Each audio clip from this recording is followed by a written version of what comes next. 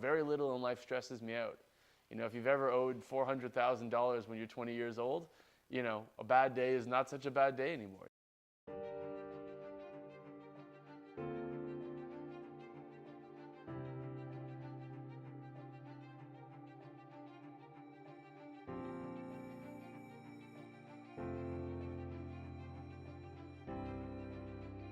Well, I started out cycling because my older brother was really into cycling. We started out just riding around the neighborhood. We were right next to Stanley Park at the time.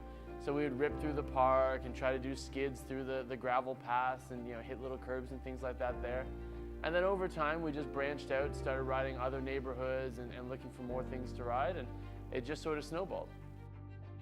It's been quite a journey for me at Doug's Bikes, and it started out actually before I got the job. I'd been riding bikes for a little while, and my parents had always got me sort of the Walmart Canadian Tire bikes. And so at 13, I came here and bought my first actual good bike. I guess about a year and a half later, I was working here. I then worked here every summer, through the winters, even like on Saturdays, the run up to Christmas. And so I went off to marketing school after I was done with high school. Did almost 2 years there, didn't quite finish, but had a great time for a little while. And came back here and had just bought a house for myself.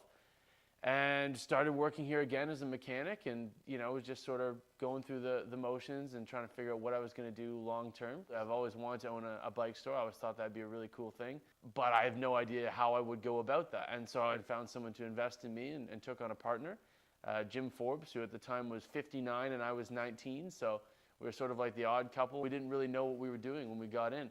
So the first 2 years were pretty tough for us. Despite, doing a lot of really good work, we ended up losing about $122,000. Well, the third year is going to be our year, and we're going to see if we can do something with this. And if we can't make the third year go, then we should probably decide we've had a good run and that's going to be it. And we ended up turning a $75,000 profit in our third year, which wasn't enough to dig us out of the hole that we got ourselves in the first 2 years, but it was sort of a light at the end of the tunnel. So I ended up buying Jim out and structured a deal, like a long-term deal, so I still leased the building off of him, and that gave me the freedom to sort of work on my own for a little while, and then also gave me the ability to sell some of those shares to bring in some investment for the company to get us some finances that we needed to really be able to take it to the next level and propel it forward from there. It was very tough, particularly in the early going. I think that experience was very important for me because now very little in life stresses me out. If you've ever owed $400,000 when you're 20 years old, a bad day is not such a bad day anymore. You're able to overcome a lot of things once you've had to deal with that kind of stress early on. So I'm very thankful for that process. College was an interesting time for me. I've dealt with depression my whole life, and I sort of go through waves. And I fell into it really hard in that second year of college. I wasn't able to eat, was sleeping maybe 3 to 5 hours a week.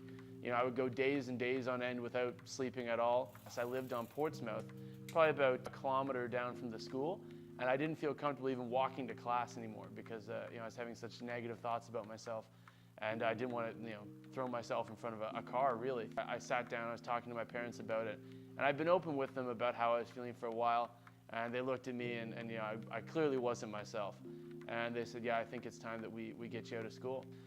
So I decided as soon as I came back, I had to get moving. And so I bought a house, started renting rooms out, came back to the bike shop and was really planning, what am I going to make of my life? Because I decided that if I was going to continue with my life, which sounds like an odd thing, but for me that was a real decision. I said, if I'm going to continue with this, I have to be doing something I'm passionate about, or there's really no reason for me to be taking up some space. Because of what I just come through, when the store became available in September, it was sort of like an aha moment. I went, oh, okay, well this could be that thing. You could spend some time and own a bike store and fill what was really a childhood dream for quite a while. And that's how that came together. And you couldn't have planned it like that. And certainly if I could have planned it, I wouldn't have planned it like that. But the way it worked out ended up being perfect. When we talk about the future of the bike shop and where it might be going, there's a number of different things that have always been really interesting to me that I haven't seen executed in a lot of different places. We've done the bike shop thing. How could we do it better? How could we do it different? How could we do it in a more impactful way? For instance, if you just finish a long ride, or if you were to leave for a long ride from the store, maybe having shower facilities, having a locker room area, having a place where people could store their bikes and their gear between rides, the ability to do spin classes in the winter. So there's a lot of different facets to what could be done, just a matter of what's going to come available and what's going to be the right thing at the right time. And that's what it's about for me now, is making sure that people who are getting on a bike are having the best possible experience they can have on that bike and helping them take their passion to the next level.